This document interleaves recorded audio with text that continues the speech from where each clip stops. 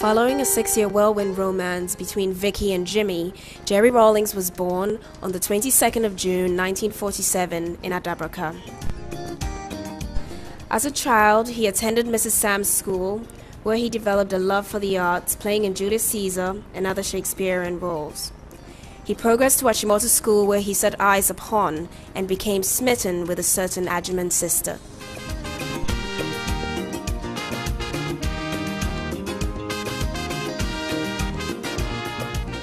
After Achimota School, they went their separate ways. Nana Kunedo went to the University of Science and Technology. While pursuing her degree in interior design, she immersed herself in university life, making lots of friends and taking part in various activities.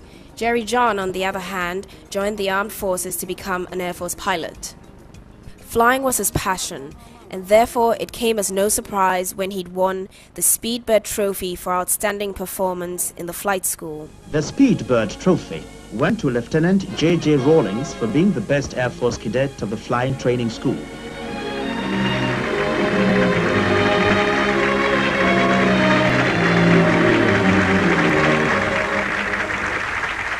Having achieved his dream to become a pilot, he embarked on his mission to track Nana down to rekindle the flame with his childhood sweetheart. After a very long courtship, lasting almost a decade, they got married on 29th January 1977.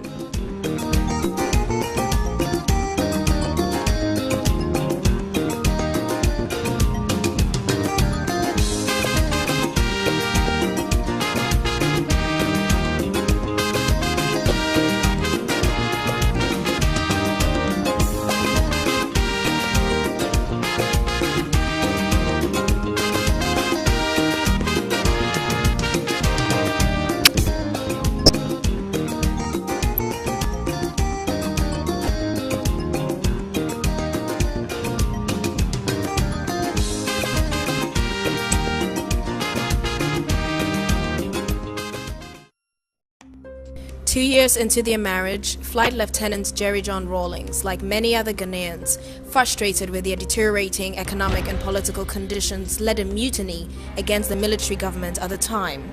Following an unsuccessful uprising, what should have been a closed military trial was open to the public in an attempt to make scapegoats of Rawlings and his men. For the first time in Ghana, a group of junior army officers had attempted to pull down a military regime made up of senior army officers. One could say that the abortive attempt had been brought about by extremely compelling factors. The trial of the coup plotters was very revealing.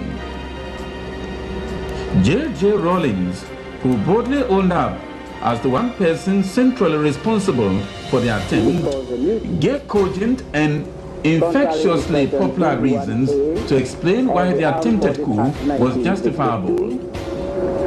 This titanic force, gigantic in all dimensions, broke loose on June 4th, 1979, with J.J. Rawlings coming out of contained cells to lead yet another military regime.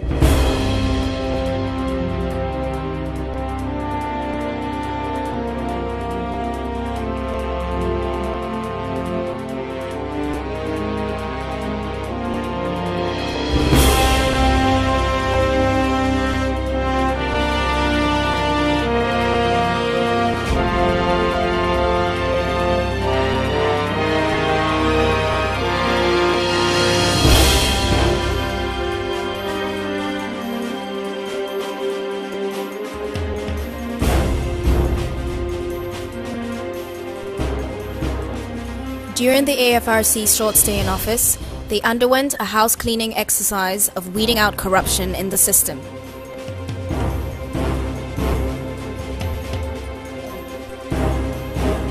The AFRC did its best in the short space of time to throw a searching light into the dark recesses of corruption in the country. After 3 months, they handed over to a civilian government under Hila Liman.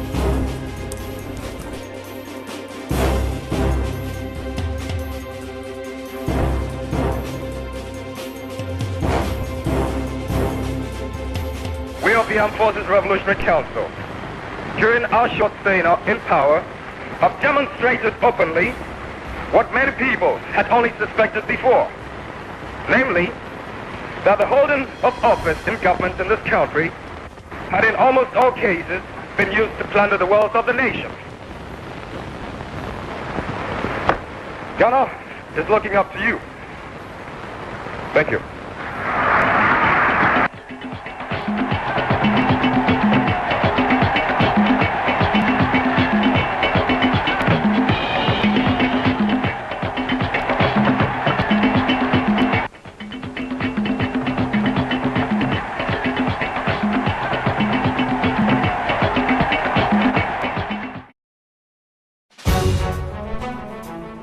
The political and economic situation of Ghana did not improve, and by 31st December 1981, the Third Republic had been suspended to be replaced by the Provisional National Defense Council, led by Flight Lieutenant J.J. Rawlings.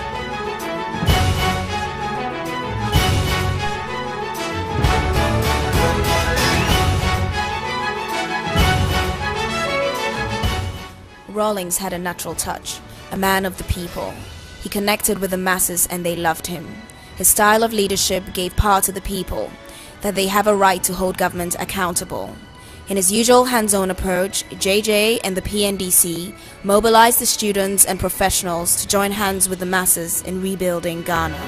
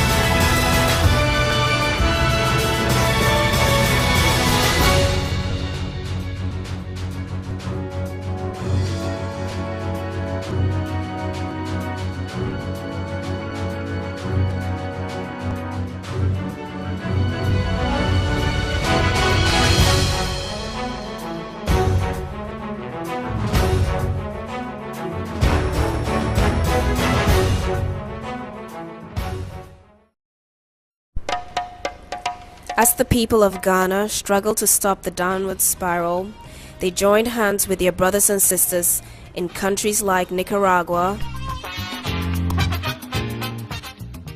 Cuba, Suriname,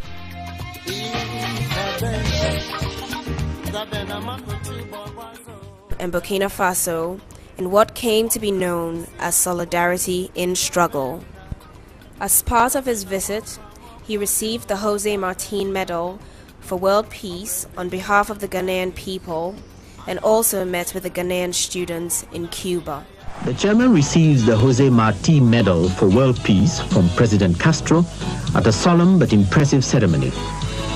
The award underscores Ghana's commitment to world peace and solidarity among nations, particularly those that remain oppressed and degraded by poverty, exploitation, and unprovoked aggression.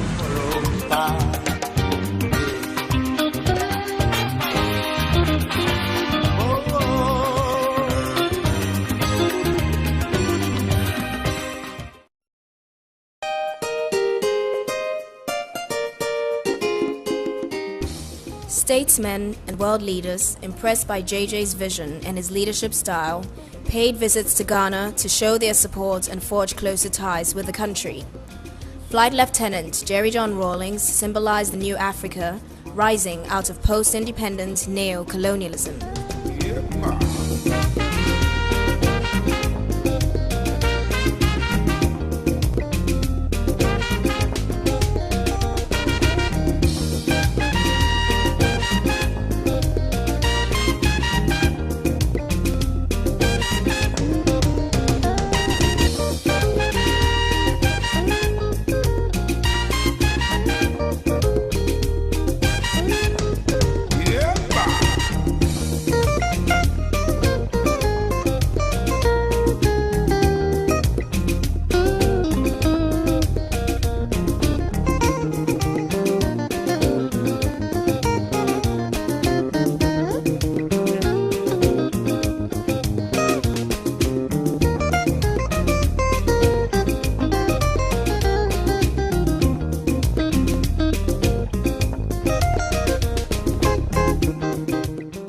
The struggle for Africa's liberation that began with the Founding Fathers was not to be forgotten.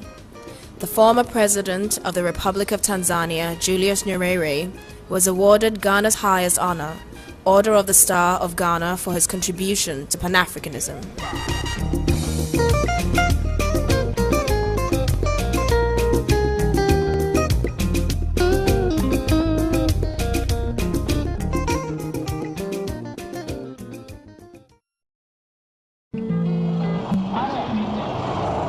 JJ's popularity, like the wind, spread to neighboring African countries, and on his arrival at the 11th summit of the Economic Community of West African States in Lome, Togo, the crowds of people lined the streets to catch a glimpse of the man who brought back hope to the Ghanaian people.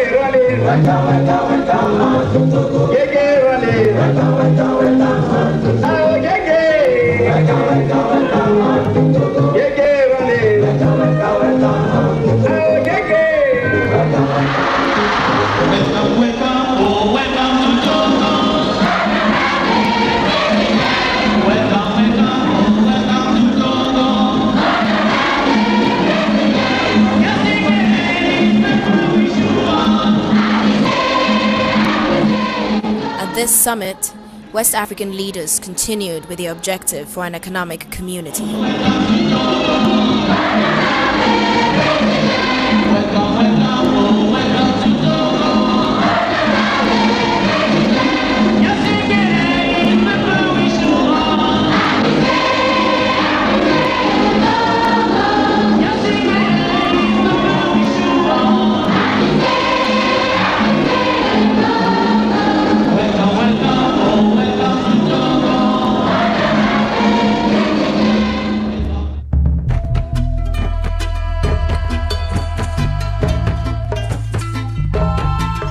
Jerry John Rawlings was welcomed in Addis Ababa for the 25th anniversary of the then Organization of African Unity.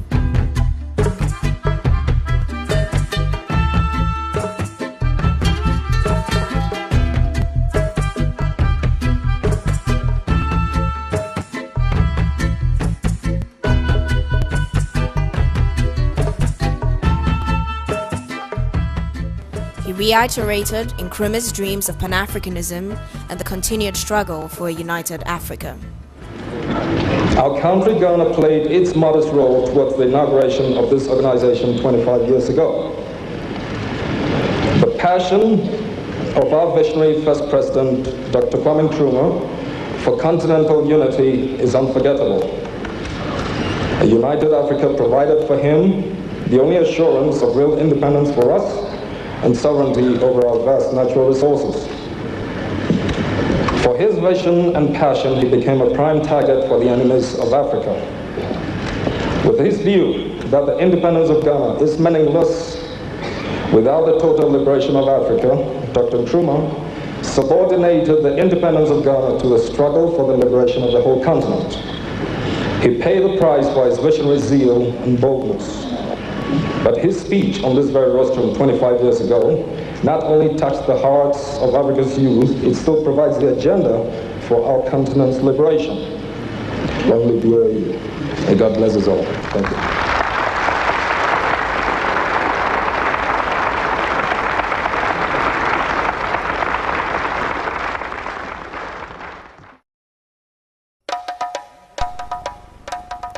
Back on the home front, the process of economic recovery continued, and contact with the grassroots maintained.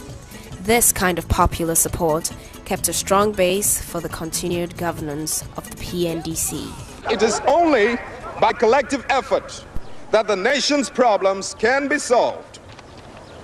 There are still some people who would like the nation to go back to childhood, but we are grown up, or should be. We're supposed to be old enough to realize that the nation is now paying the rest of the outstanding bill for those easier days when so many of our resources were squandered.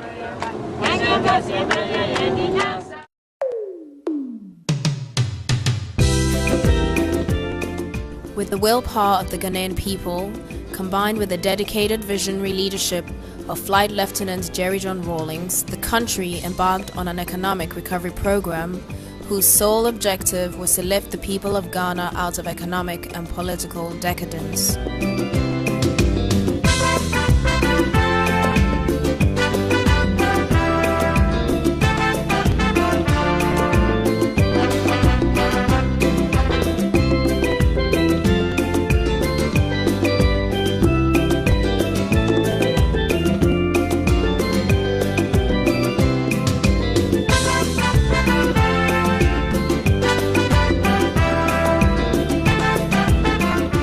The country's transportation network, which had virtually ground to a halt, was revitalized under the PNDC government through the rehabilitation of old roads and the construction of new ones to link the sources of production to places of export and to assist in the easy movement of people.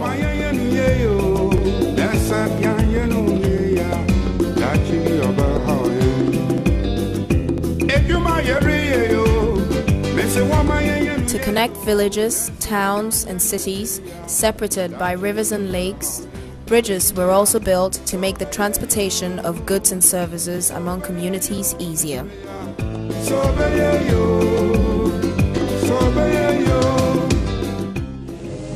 This bridge, which we're commissioning this morning, is a long-term investment to benefit our generation and its successors. It is only one of many infrastructural projects that the PNDC is undertaking around the country to ensure that the economy does not falter again. This bridge belongs to Ghana, but it is more yours because it is Ajomoro. It is your property. Do not see it as government property. All of you assembled here are also the government because the PNDC is a government that is or should be run by the people.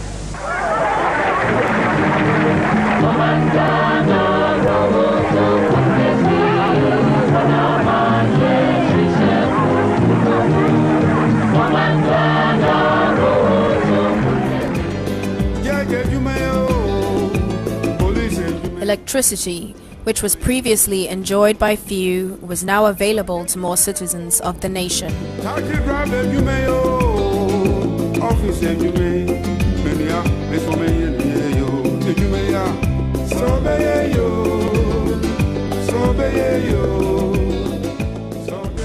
So now that electricity has reached this community, it is important it is used to generate funds for further development.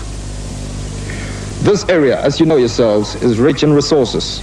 It has extensive clay deposits and also deposits of oyster shells, both of which can form the basis for the manufacture of a variety of products: ceramics, building materials, lime, abrasives, etc. The existing Gary processing industry can be expanded and other agro-based industries can be developed.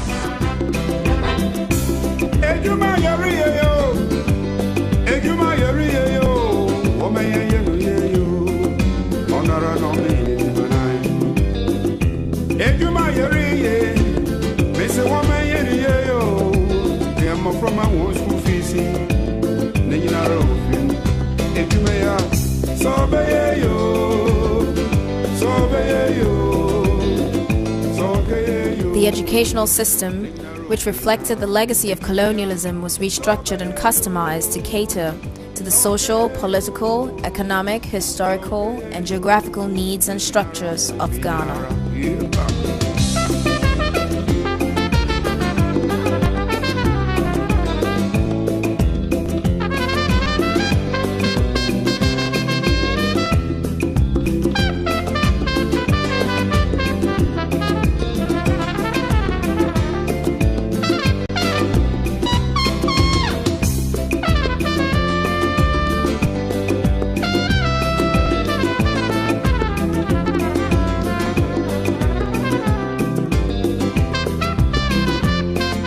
Health was a central issue in structural adjustment. Inoculations of the 6 killer diseases were compulsory for every child, leading to the eradication of polio.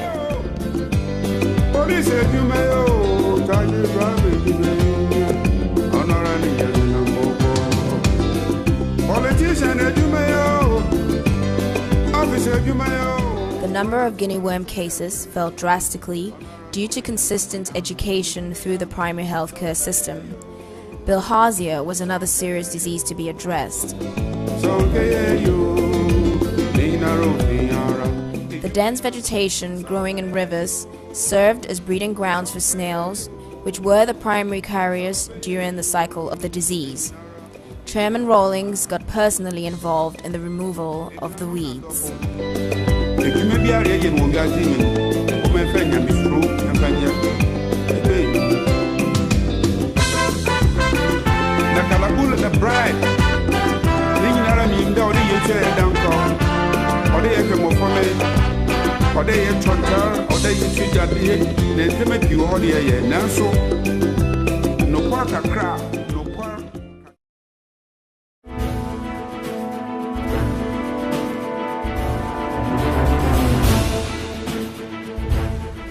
Honor and integrity were returned to the Ghana Armed Forces and Police, who undertook regular refresher courses in Asuteri Training Camp and other camps.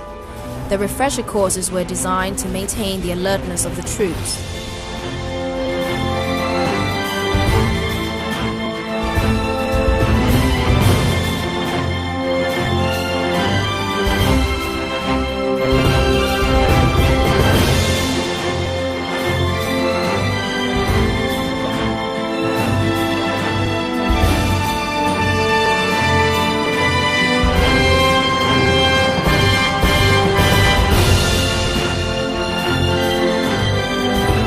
The exemplary performance of the Ghanaian troops in peacekeeping missions won Ghana a Nobel Prize in 1988.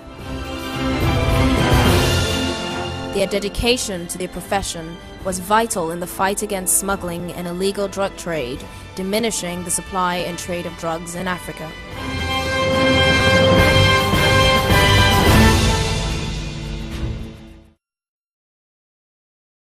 As part of the team-building process, the PNDC was involved in various sporting events. I can see Mr. Abdallah coming very fast, and then Steve Akufu and Abdallah comes second, and Ahoy first. Ahoy is first, but he's down, apparently exhausted, and he's being helped to the touchline to be worked on. So, Kwame Ahoy first, 30.3 seconds, Dr. Abdallah second, and Steve Akufu third. And that's Kwame Ahoy being worked on there. You're giving some water to drink after that race. He won it beautifully, but because he had exhausted all the strength in him. What was your impression before you started the race? Oh, I looked at the lineup and I knew that it was going to be an easy day. You know, I never had any doubt that I was going to win. It's unfortunate that I fell at the finishing post, but I expected to win. Very fast race again. I can see Arthur Austin running very hard. Behind him we have Chairman Rawlings, but who is going to be first? Kofi Jane is also running very hard. The few of them running neck and neck. Arthur Austin is leading them behind, and that's Arthur Austin breaking taking the tip, followed by Kofi Jin and Chairman Rawlings in that order. Know your background as a sportsman. I have to give up smoking.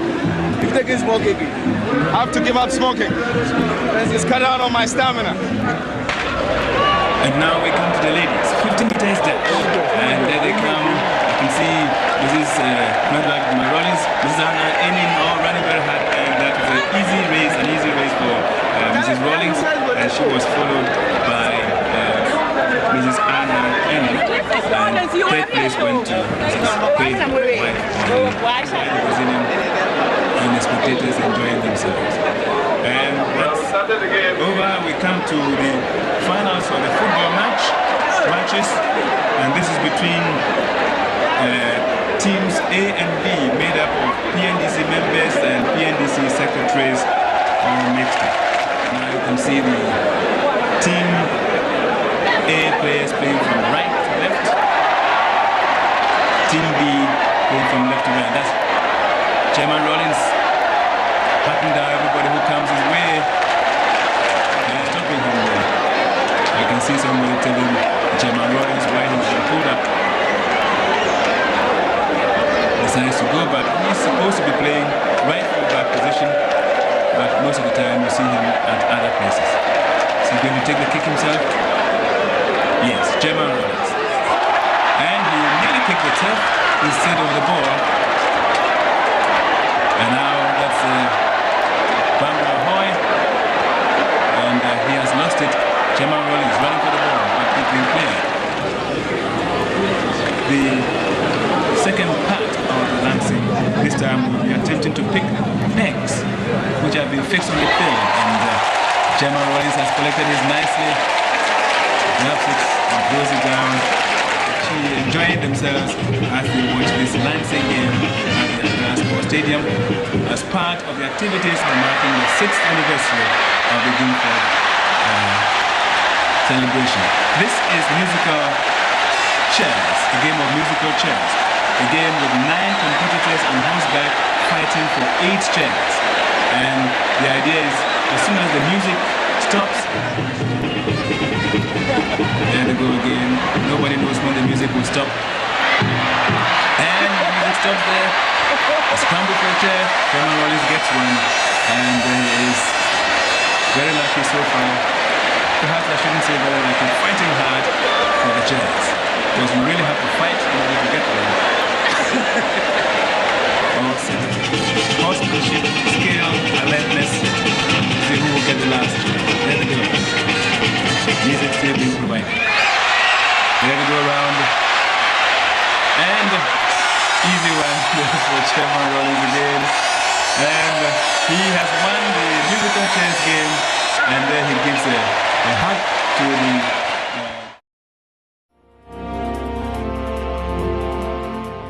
And on June 4th every year, the flame was lit in memory of fallen heroes.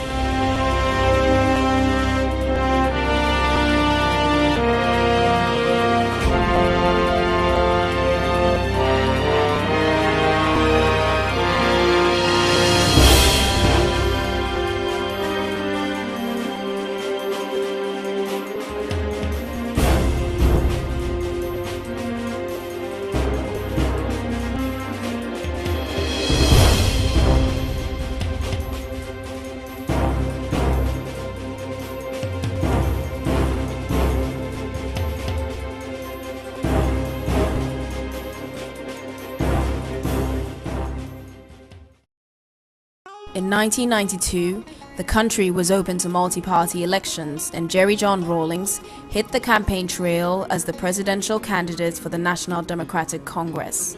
The NDC has a vision of social development, economic justice, integrity, and accountability. As he spoke on the podium, "This country is not going back. She's moving only forward." it was clear that JJ was still a man of the people. He continued to hold true to his beliefs that enabled him to rise up against the economic injustice of the 1970s. When we took over the reins of the economy, ladies and gentlemen, I thought so. Places like that were dead. AGC was producing what? Half or 1/3 the current volume. 1/3 the current volume. We have tripled AGC's goals. When we started off with nothing. But one thing, the truth and integrity. The truth and integrity. And this is what has brought this country out of the darkness. Now that we are beginning to see the light, with the responsibility and the duty of accomplishing what we set out to do, do we want to see the clock turn back? Do we want to see the clock turn back? After 58% of the population voted JJ for president, he was sworn in on the 7th of January 1993 to become the first president of the Fourth Republic. I, Flight Lieutenant Jerry John Rawlings, Flight Lieutenant Jerry John Rawlings, having been elected to the high office of President of the Republic of Ghana, the Republic of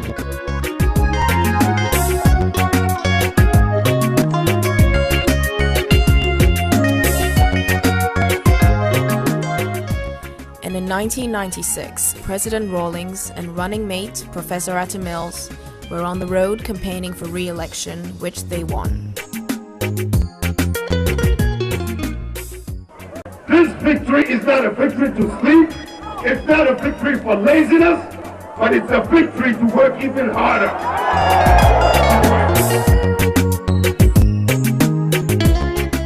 Democracy is to be able to have dialogue, to be able to debate issues.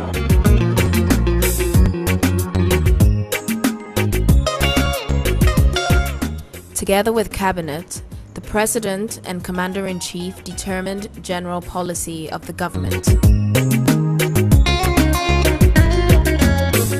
He consulted with traditional leaders as well, which kept him in touch with the grassroots.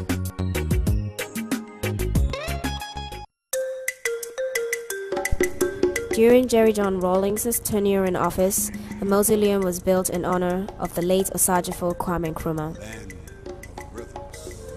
Kwame Nkrumah was not perfect, and I may be one of the most critical people about certain aspects of his government.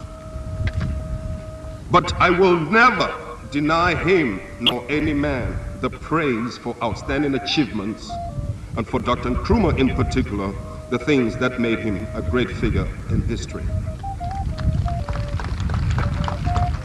On this 32nd anniversary of Ghana's Republic Day, we are laying Dr. Nkrumah's remains to rest at the site of his greatest triumph.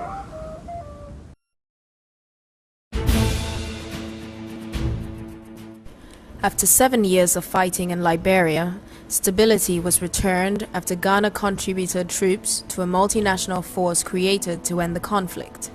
Jerry John Rawlings played an integral role in the final peace process, which was brokered through the economic community of West African states. The instability of Liberia is affecting the stability of the sub-region. It's making it difficult to attract investment. It's making it difficult, to improve the image of Africa. So I'm suffering, not indirectly, directly, both through the contribution of my troops to bring about stability and through the fact that, look, it's creating a wrong perception of Africa. So we have a moral obligation to do what we can to bring about the necessary stability, because we're all being judged, all of us, despite the efforts we're making. We're all being judged just by, little things happening here and there.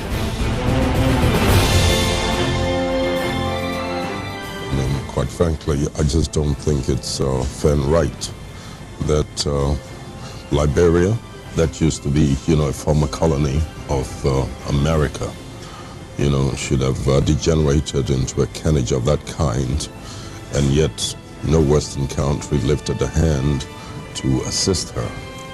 And yet she didn't actually need that much. But when it comes to the European theater, the whole of Europe, NATO, the US, everybody pumps in all the necessary resources. And yet we didn't need a fraction of that. to assist us in Africa to deal with our own problem. And it's not as if we were not making, our own efforts as members of the ECOWAS community when we put together some troops to move into Liberia and to stop the carnage. We didn't have enough resources. All we could, and being members of the UN, quite honestly, I mean, there was no reason why they could not have assisted us in a very humble way. And had they done so, we could have brought this Liberian situation under control a much longer time ago.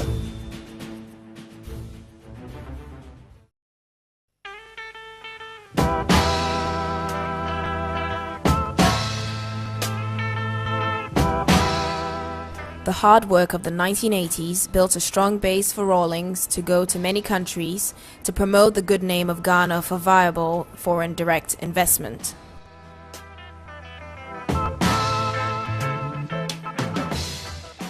It might be going too far to say that we're hoping to become a trading powerhouse. We're only making our very humble effort. But the point is that precisely because of the political stability that we've enjoyed in this country, I mean, the world has virtually come to our assistance, led by the IMF and the World Bank, as well as some of the other Western communities, in order to help us lay the foundation for a developmental takeoff. We've used these resources to build roads, to extend electricity into as many regions as possible, and very soon there will not be a single district in my country that will not have energy. In other words, there will not be a single place in that country that will not be, potentially viable for industrial takeoff. Yeah. So that we virtually lay the foundation now for, developmental takeoff. You want businesses to come in. That's one of the reasons you're going around the country. Precisely. Yeah. And that's part of the reason why we're here. If I may use the word seductive. We're here to seduce as many American businessmen as possible to recognize that, for all the efforts that we've made, I think it's only obligatory on their part to do what they can to invest in my country. In the process, he was given awards and the keys to various cities for putting Ghana back on the map.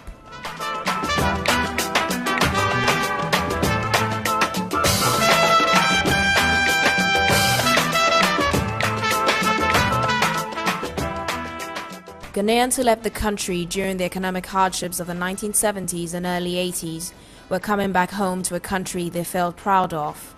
Foreigners as well took advantage of the country's political and economic stability, which further stimulated economic growth.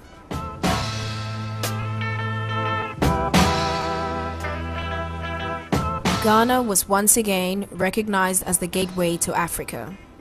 Among various world leaders were President Bill Clinton and the Queen of England, who paid visits to President Rawlings to acknowledge Ghana's key role in Africa's development as a whole.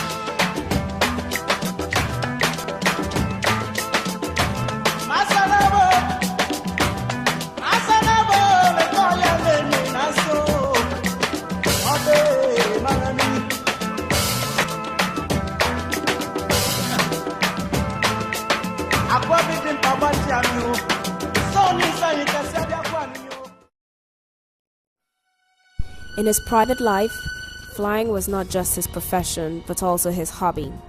His aim was to demystify flying by giving people the opportunity to fly. He would fly anything he could get his hands on.